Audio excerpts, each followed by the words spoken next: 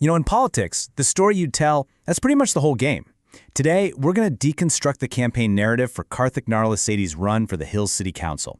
We're going to look at the exact strategy they're using to win over voters, and we're going to break it down piece by piece. Okay, so this one quote, this is the linchpin. It's the core of their entire message. They're setting up a really simple but really powerful choice for voters.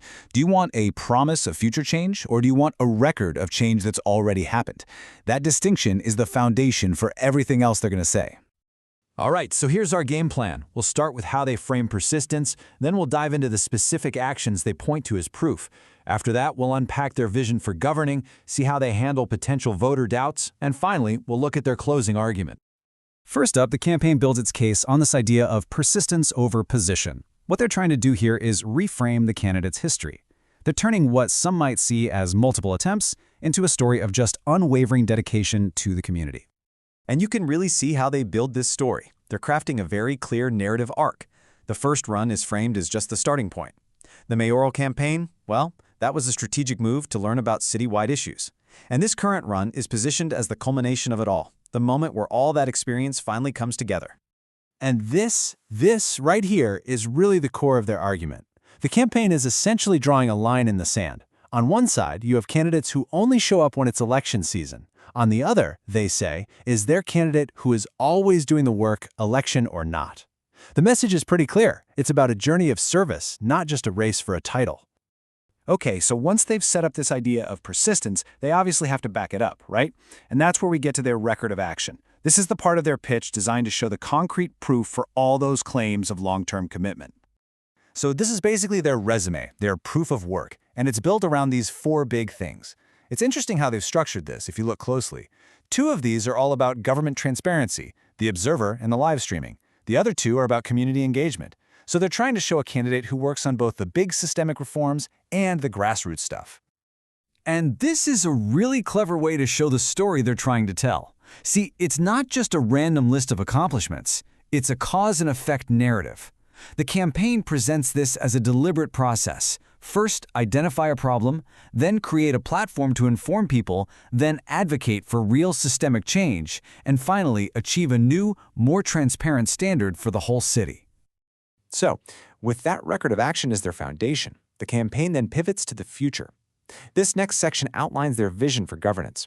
It basically answers the question, what does all this past work tell you about how we would actually govern? The big idea they're selling here is all about balance. On one hand, you've got this promise to preserve the city's character with smart, data-driven growth. And on the other hand, you have a very pragmatic plan to improve infrastructure.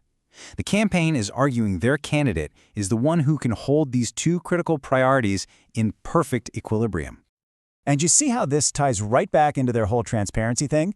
The message here is that the work done with the Hills Observer and the live streaming wasn't just some one-off project. No, they're saying it's a core part of a governing philosophy that's all about bringing more residents into the decision-making process.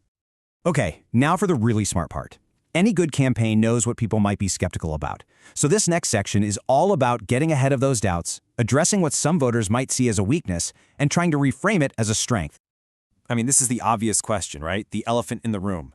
And what's interesting is the campaign doesn't shy away from it at all. By putting the question out there themselves, they take control of the conversation and get to offer their own answer. So here's how they flip the script. You can see their strategy laid out right here. Notice how they meet every concern with a strategic reframe. Those previous losses? Oh, they aren't failures, they're learning experiences. Making an impact without a title? That's not a weakness, that's proof of effectiveness. And why run again? Well, it's not just ambition. It's presented as a civic necessity. The council needs proven executors. Okay, so after all of that, the persistence, the actions, the vision, it all comes down to this, the final pitch.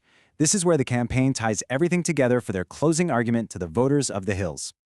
And they bring it all back to something really simple and practical. There are 3 seats up for grabs, and the campaign's core argument is that the choice for voters comes down to filling those seats with someone who has a proven record of action or with the promises of other candidates.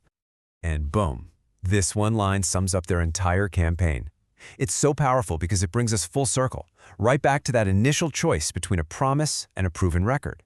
It's a direct challenge to voters to value demonstrated action over just potential. So, When you strip everything else away, the whole campaign narrative really hinges on this one big question for the voters. Is past action the best predictor of future performance? The Naralasetty campaign is betting everything that it is. And for the residents of the Hills, well, that's where the decision rests. Thanks for joining us for this explainer.